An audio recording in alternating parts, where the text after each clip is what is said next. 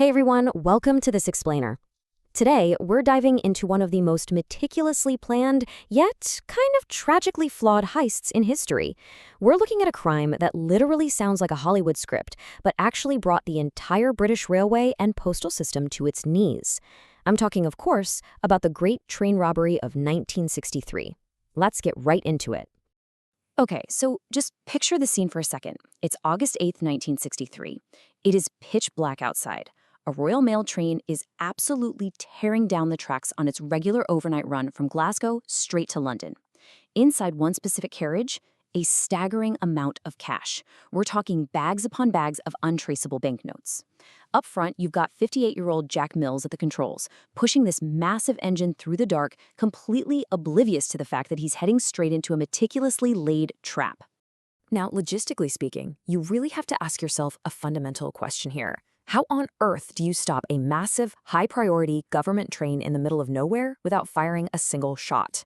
Right? Because you can't just flag it down, and throwing up a barricade would cause a massive fatal derailment. The robbers needed the train perfectly intact, and they needed it stopped on a dime exactly where they wanted it. Their solution? Well, it was brilliantly simple and deeply, deeply deceptive. Let's look at how this actually went down. The train leaves Glasgow at 6:50 p.m. Fast forward to the dead of night, about 3 a.m., and the train is approaching a spot called Sears Crossing. Suddenly, the driver sees a red signal light. Now, for a Royal Mail train, an unexpected red light is a huge red flag, no pun intended, but standard procedure dictates he absolutely has to stop, so he halts the train. His assistant steps out to use the trackside phone, and guess what? The line's dead. In that exact moment, the gang ambushes them, uncouples the engine and that crucial cash carriage from the rest of the train, and literally forces the driver to move the engine exactly 1 kilometer down the line to a highly secluded spot called Bridego Bridge. But here is the real twist. The mastermind behind all this, Bruce Reynolds, was a known career criminal, sure, but he had absolutely zero experience robbing trains. I mean, pulling off a train heist is a whole different beast than a standard bank job. But Reynolds had a secret weapon, something that made this entire wild plan possible. He had a senior inside informant at the Royal Mail.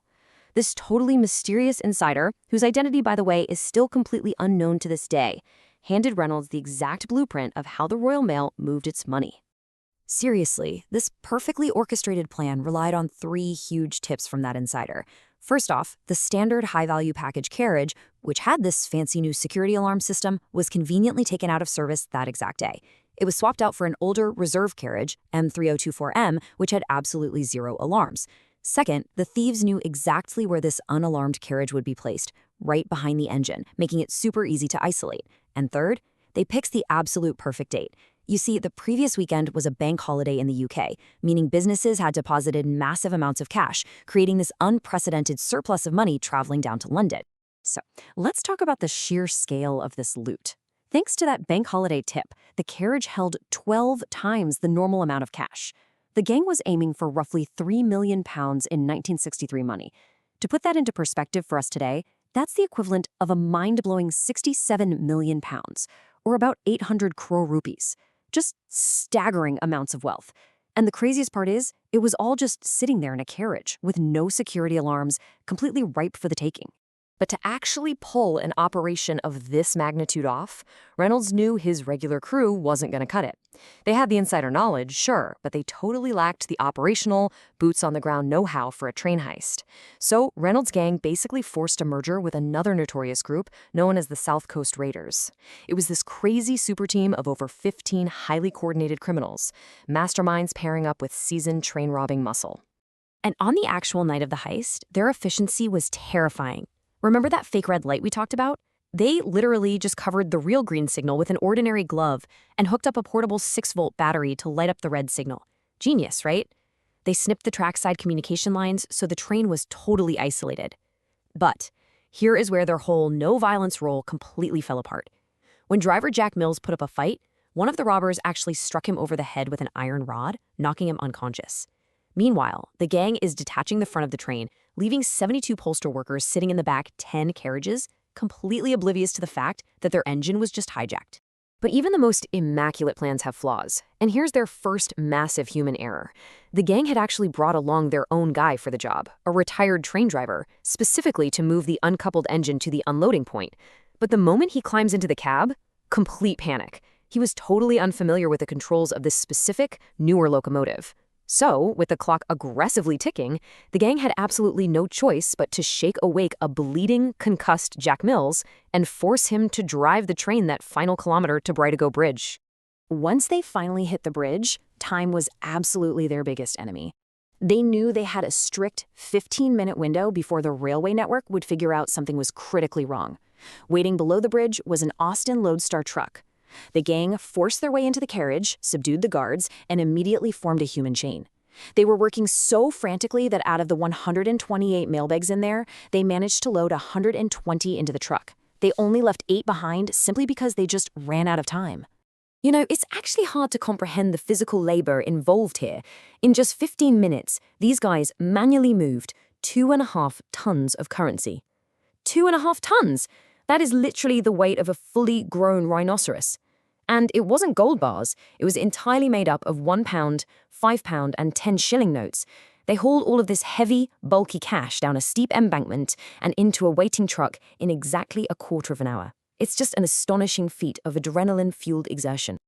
So the truck is loaded and they are preparing to flee to their hideout at Leatherslade Farm, which is about 43 kilometers away. They even used 2 Land Rovers with matching license plates to confuse any potential witnesses. But right as they're leaving, one of the robbers makes a parting threat to the tied-up postal staff in the carriage. He tells them, "Don't move for 30 minutes. Wow.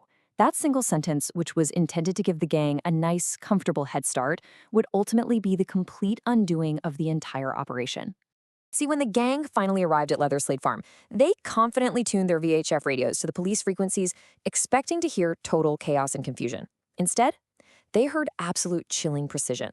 The robbers assumed that 30-minute threat bought them half an hour of total freedom. But the police, they used that exact 30-minute time frame to calculate that a heavy truck driving for half an hour could only travel so far. Instantly, the police drew a strict 50-kilometer search radius around Bridego Bridge. And remember, the farm was 43 kilometers away. They were sitting right inside the net. The moment they realized authorities were closing in super fast with helicopters and roadblocks, absolute panic set in. The original plan was to lay low until Sunday, but by Friday, they were scrambling to evacuate. They paid an associate a hefty sum of cash to stay behind, burn down Leatherslade Farm, and completely destroy all evidence of them ever being there. But that associate? Yeah, he took the money and immediately ran, leaving the entire hideout absolutely intact. And that leads us to perhaps the most ironic, unbelievable blunder in criminal history: the Monopoly board mistake.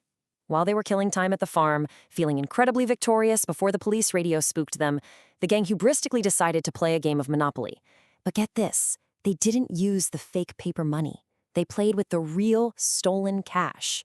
And in their absolute panic to evacuate the farm without actually burning it down, they completely forgot to wipe the board clean, leaving behind a literal goldmine of fingerprints for the detectives.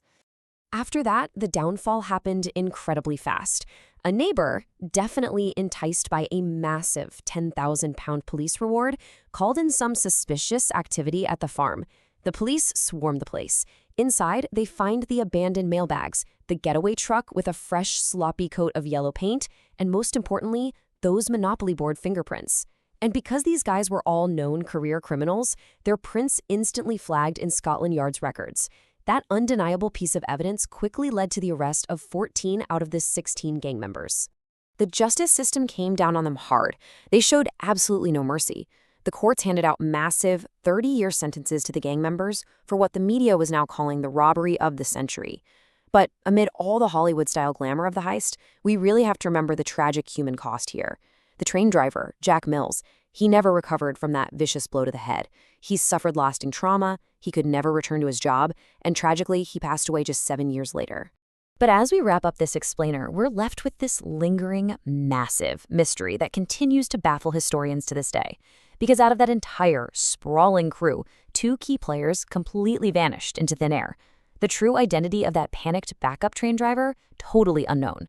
And even more wild, the Royal Mail senior informant, the shadowy insider who basically handed them a multi-million-pound heist on a silver platter, was never caught. They never showed their face, never revealed their name, and just faded into history. It really leaves you wondering, who was actually pulling the strings from the inside, and what exactly did they do with their share of the greatest train robbery of all time? Thanks for joining me on this explainer, and I'll catch you in the next one.